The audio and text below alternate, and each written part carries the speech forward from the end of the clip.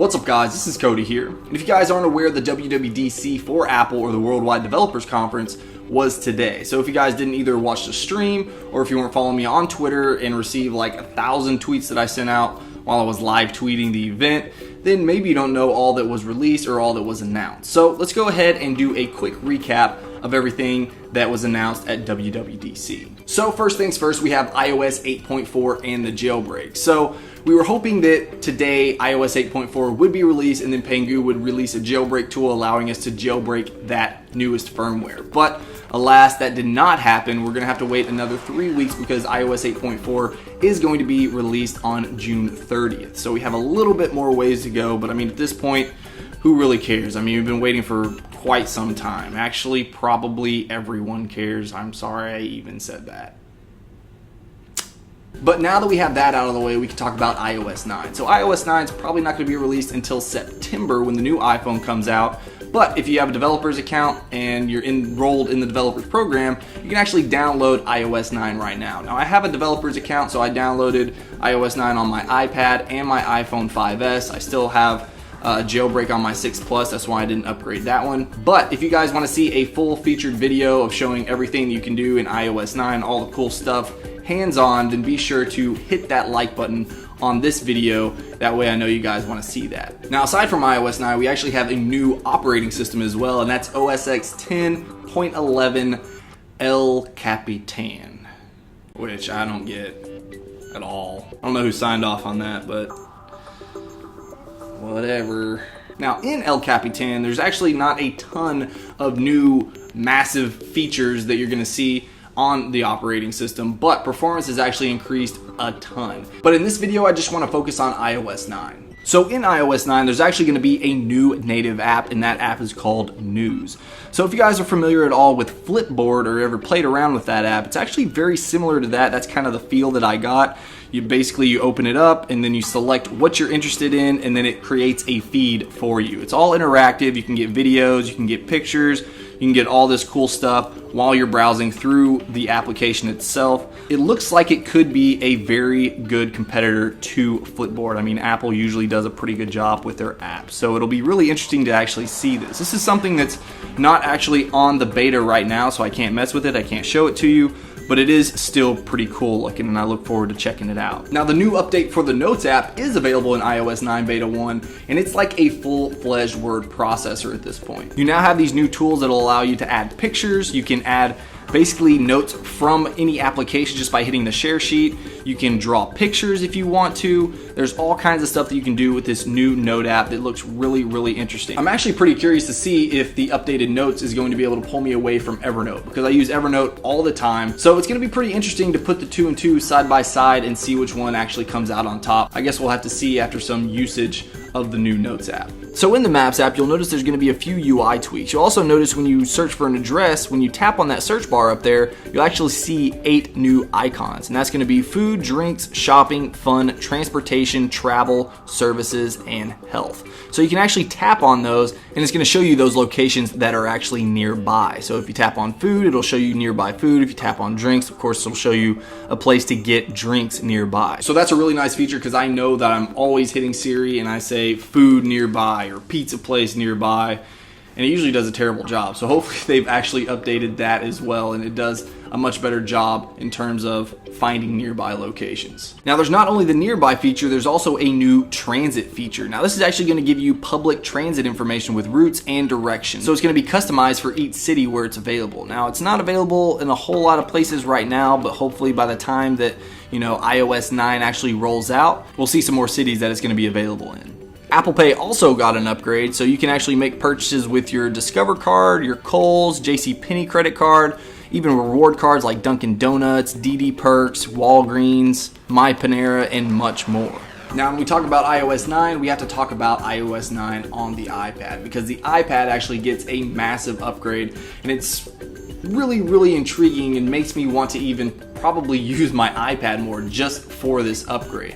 Now, I know the iPad sales has actually been in the slumps. Maybe that's why they're bringing all these new features to the iPad. You're not seeing a ton, or as much at least, in iOS 9 on the iPhone. But if we jump into the features that we have here, one of the main ones is multitasking. So multitasking actually comes in 3 different flavors on the iPad, and that is slide over, split screen, and picture in picture. But basically with slide over, you can see that you can open up a secondary application without leaving the application that you're in. So if you're, surfing through Safari and you wanted to answer a text message, you can actually bring up the entire application over on the side of your device and then interact with it completely and then go back to your actual original application. Now you can also grab that little grabber and slide it across to where you're split screen, or what they call split view.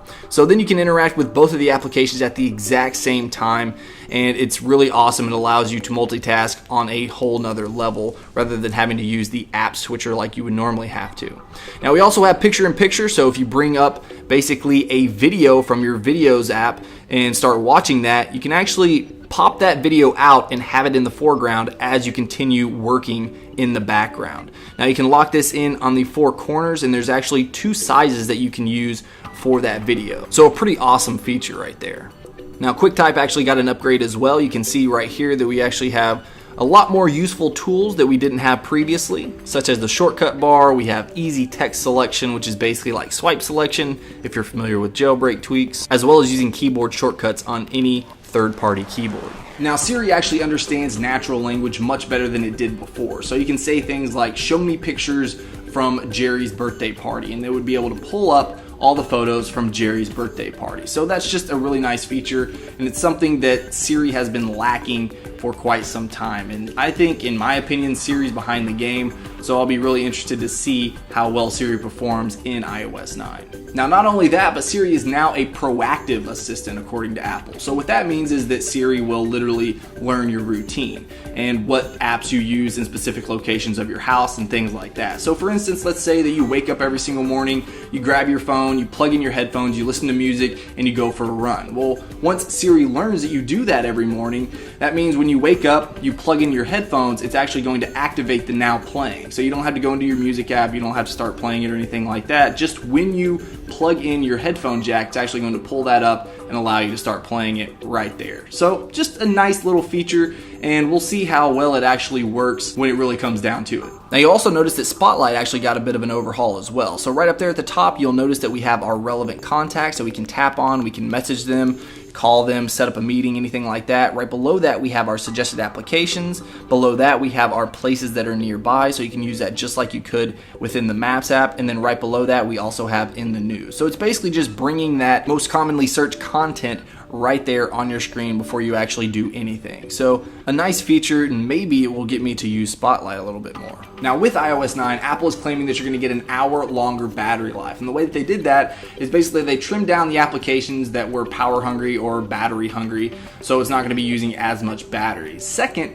they're actually using the ambient light and proximity sensors, so when your device is face down on a table or a desk, even if you get a notification or anything, it's not going to light up that device. So of course, that's not going to use as much battery if your device is not lighting up when you get notifications. Now, not only that, but you also have a low power mode that's actually going to extend the battery life even further than that 1 hour. Now, possibly the first thing that you're going to notice when you install iOS 9 is that it requires a 6-digit passcode. So if you're not on an iPhone 5S or newer, then you're going to have to type in that passcode every single time if you have a passcode on your device. But again, it's not too bad. I just really don't know a 6-digit number that I would want to use for my device, so I'll probably just use like 6 zeros and then use the Touch ID. And you can see right here that iOS 9 is compatible with all these devices. So basically, if you're on iOS 8, or if your device can upgrade to iOS 8, then you're going to be able to upgrade to iOS 9 as well. And Apple Music was also announced. So the coolest feature that I thought with Apple Music was that you're able to follow artists and they're able to post pictures, post videos, and basically allowing them to interact with you, so you can actually like, you can comment, you can share their photos, their videos, all that cool stuff. So it's kind of like, Instagram, Twitter, and all that stuff all combined into one. And I just think it's really cool to be able to interact with the artists, as long as the artists actually interact with the application. So we'll just have to see exactly how that all works out. We can't mess with it yet because it's not on iOS 9 Beta 1, but it'll be something to look forward to and tinker with. Now, it actually is going to cost $9.99 per month per person, or you can actually sign up to 6 people in a family for $14.99. So that's all I really have for you guys for this video. I just kind of wanted to run down iOS 9 just so you guys know what features are coming and what you guys should expect in the fall when iOS 9 is actually released. So if you guys want to see a hands-on video of iOS 9 on the iPhone as well as the iPad, be sure to hit that like button and I'll be sure to do that for you guys. So hope you guys enjoyed this video, and if you did, please hit that like button. If you guys want to see more of my videos, then make sure you subscribe. Alright guys, until next time, peace.